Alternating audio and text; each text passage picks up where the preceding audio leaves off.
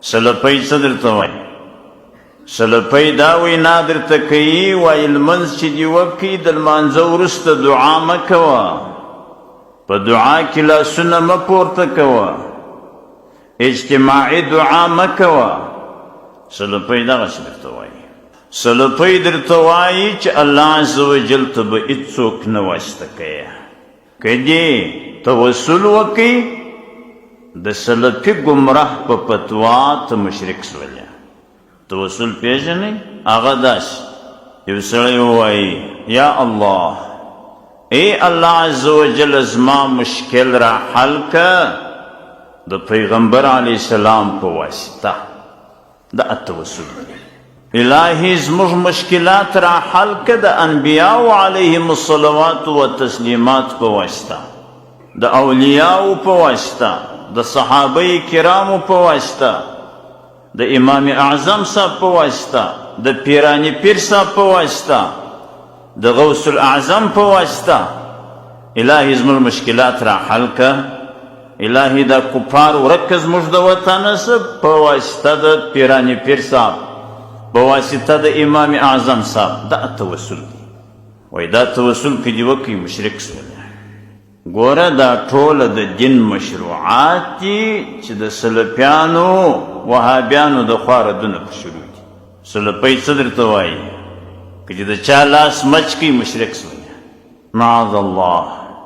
د پلار لاس به نه مچې، د مور لاس به نه مچې، د استاز لاس به نه مچې، که دې مچ کړي مشرک سولې. معاذ الله. دا ټول د دین مشروعات دي.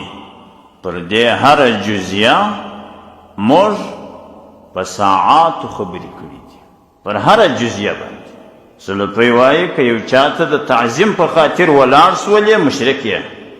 که دلته یو شیخ رالی د مسجد، یو بزرګ سړی رالی، زه ته ورته ولاړ سولو د تعظیم په خاطر، سلفۍ وایي مشرک سولې.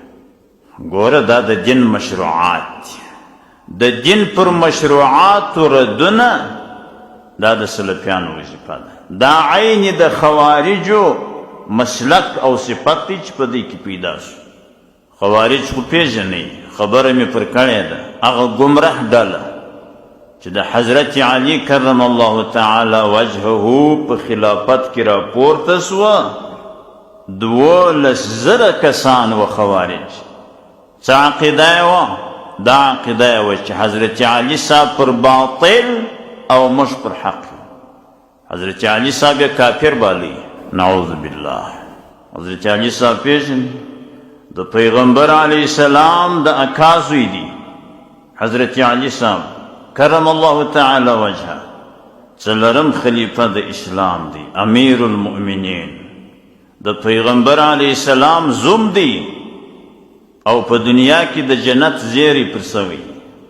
خوارجو به ویل چې حضرت علي صاحب معاذ الله ولدا کافر دی، ولې دی قائل په تحکیم دی او مسله موږ تېره کړې. نو خوارج چې وه دا 12,000 کسان بیا 8,000 تسلیم سوله. د 4,000 فیصله دا وه چې موږ د حضرت علي صاحب سره جنګ کوو. حضرت علي صاحب هم فتوا ورکړله ولمړی یې کوي. په 4,000 خوارجو کې نه کسه جنې وتښتېده، دا نور یې ټوله مردار کړله. حضرت علي صاحب مردار کړله، نه کسه جنې وتښتېده. دغه اوس سلفیانو وابیان د هغه تښتېدلو زامن دي. نه کسه نه دي چا تښتېدلي وه، دغه چې لا مردار کړي وایي اوس په بېغمي وایي.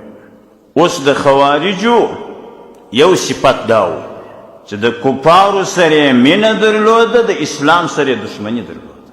د ځانه نه درته وایم. حضرت پیغمبر صلی الله علیه و آله و صحبه وسلم د خوارجو په باب څه وایي؟ یقتلون اهل الاسلام ویدعون اهل الاوثان. خوارج هغه خلق چې د اسلام خلق به وجله، د اسلام سره به دشمنی وه، په مشرکینو، په یهودو، په نصاراو یې کار نه درلودی. دا د خوارجو صفت. بخاري شریف اول جلد 482 صفحه هلته دغه تورې لیکلي یقتلون اهل الاسلام ویدعون اهل الاوثان. مسلم شریف اول جلد 341 صفحه کې هم دا تورې لیکلي سنن نسائی اول جلد 380 صفحه کې دا توري لیکلي. ابو داود شریف دوم جلد 450 صفحه کې دا توري لیکلي. نو دا د خوارجو یو صفات و، د کفارو سره مینه، د اسلام سره دشمنی. د اوس عصر وهابیان، سلفیان، پنجپیریان، د کفارو غلامان هغه هم دغسې د امریکایانو سره دوی مینه لري. وهابیان درته ښیم، د امریکایانو و انګریزانو سره مینه لري، د هغو سره محبت لري، په هغو کار نه لري. د دوی دشمني د چا سره ده؟ د امام اعظم سره ده. د وهابیانو دشمنان څوک دي؟ مجتهدین حضرات، امام اعظم صاحب، صحابه کرام، انبیاء علیهم الصلوات و تسلیمات، دغه دشمنان دي. زه وټوخې نو بیخي دشمنان. نو د اوس عصر وهابیانو هم دغه صفت د دوی سره شته چې د کفارو سره مینه لري، د اسلام سره دشمني لري.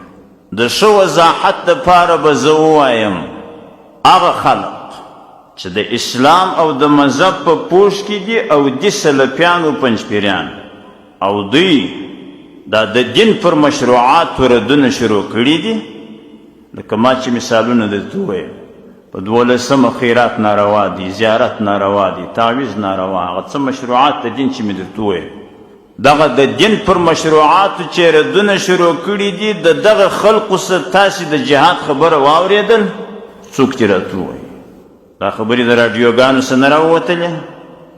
اصل چې پر زیارت لګېږي، پر اسقاط لګېږي، د 12 پر خیراتو لګېږي، پر د کفارو ولې نه لګېږي؟ د امریکایانو دي ولې دا خولې ته کول پور اچولی؟ الساکت عن الحق شیطان اخرس، د حق چې ساکت وي دا ګونګی شیطان دی. ای وهابي، ای ګونګی شیطان، تا یوه ورځ په دا راډیو کې د جهاد خبره وکړله؟ یوه ورځ درته ښیم.